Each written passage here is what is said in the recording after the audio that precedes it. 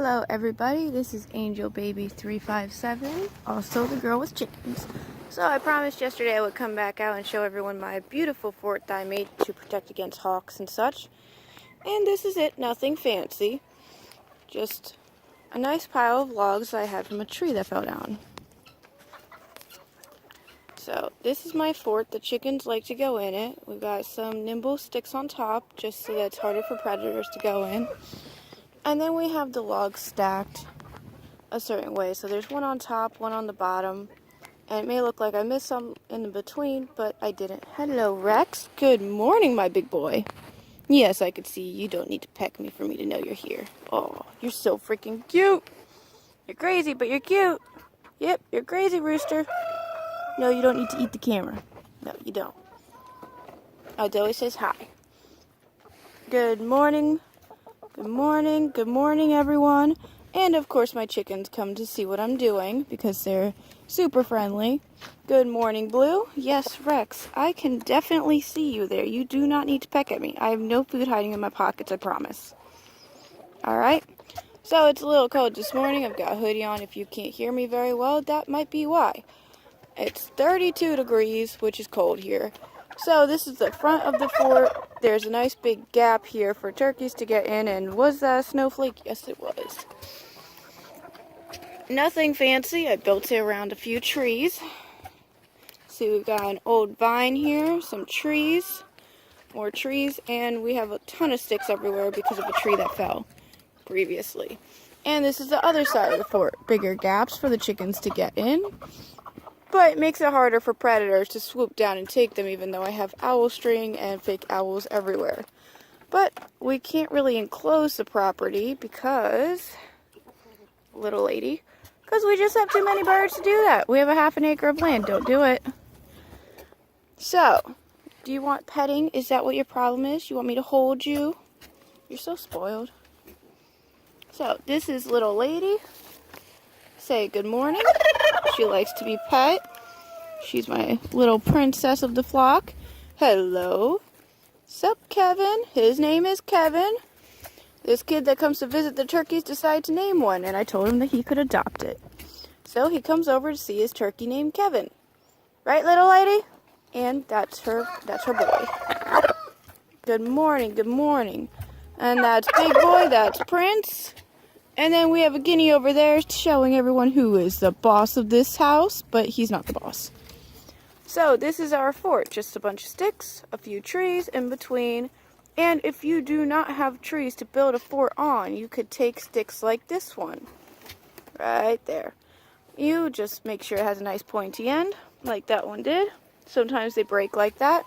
And you just hammer them into the ground for a little extra support, which is why that one is there. And then we have that one there. Because even though the trees do a great job, those sticks did not want to stay. And since the wood naturally bends in or out, like this, in, like that, out like this, you want it all to bend inward. Because that way it makes a nice buckle going on the inside, which helps support the frame. As you can see, the wood that is around it is bending in. Now, that's it for today, unless you just want to say hi to some little turkeys. Good morning, good morning. How you get them to talk to you is you just talk to them every single morning when you get them as a cute little baby chick. Isn't that right, Kevin? He's like, yes, it's so right. Gobble, gobble, gobble. And they talk back to you. They also like to be held, picked up, but that's when they feel like it. You can't just reach your hand out and be like, hey, let me pet you. Not with the boys anyways, right? Right? Yeah, 'cause especially in rut season, which is when they want to make babies. So, they're pretty friendly. They're my BFFs. They protect the flock the best they can. But there are some birds they cannot protect to, like a juvenile eagle, which is what I have seen floating around. It just picks up the chickens and off it goes, right? No time to run. There is no time to run. So, we come up with a defense because you cannot defend against eagles. You're not allowed to touch them. You're not even allowed to keep one of their feathers if they drop one. You do not go near them. You just leave them alone because a juvenile eagle is a bald eagle. So the best thing to do is just do not touch the eagle. Stay away from it. Don't touch it. Don't look at it. Just stay away from it. It's against the law. Well, you can look at it, but you can't touch it. Don't collect its feathers if it drops one. Just don't do it. Right, turkeys? Right. Because it is against the law to even own a single feather. So we just don't do that. They drop feathers in here periodically. We leave them there and don't touch them. Right? Right, everyone. So if you're wondering, hello, Kevin, I still see you. I do have these strings. I don't know if you could see them, but I have these owl strings. Here's one right here. They string across the whole property so that when one breaks, which they periodically do break, the owl, or hawk, or falcon, or juvenile eagle, which will soon be a full-grown, will notify these guys, Kevin, Little Guinea, that's what their name is, and the tire is dust bath, by the way. If you have tires laying around, sorry about the tree, that one fell down. If you have old tires and an old horse stall mat, you can put the horse stall mat underneath, put the tire inside, put some diatomaceous earth for them to dust themselves. Right, turkey? Then you do not have to dust these really big birds, because they will do it all on their own. Yes, I still pick them up. I check them if there's anything there. I dust them. Is it a lot of work? Yes, but I love my birds enough to do it. Our birds' wings are clipped. As you can see, the turkey's wing is clipped. Only one side, left side always for me because I'm left-handed. And chickens do dig holes, by the way.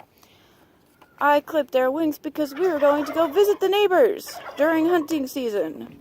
Some people don't know what kind of turkeys not to hunt. So, to prevent our birds from getting hunted by accident, we had to put them on lockdown. And somebody decided that our neighbor's car was a snack. But they were okay with it because it was a car that they had abandoned, so they didn't really care. Which was very kind of them. We have some very kind neighbors who actually miss the turkeys and come to visit them. We have very nice people around here. I have made myself a table and chairs, which was covered by a tarp that they took down. And this is my table, the centerpiece, and that is my chair. Sit there every morning with my cup of joe, my little cup of joe, and I drink my coffee and talk to everyone. Yes, we do. And by the way, sorry about the mess. We've had this yard set up for a few years. No matter how hard we try, because of all the digging in here and eating, even though we have 2 garbage cans. You see those garbage cans? That's food. Completely full of food. We've got blocks for them, game bird blocks or chicken blocks, whichever the store has. We have those, and they still want to dig and play with things because they're chickens. They're going to want to do that. So we have little toys around for them to play with. We build things for our chickens, keep them entertained, and that's that. So, good morning, turkeys! Gobble, gobble, gobble! And we will say goodbye. Say bye-bye.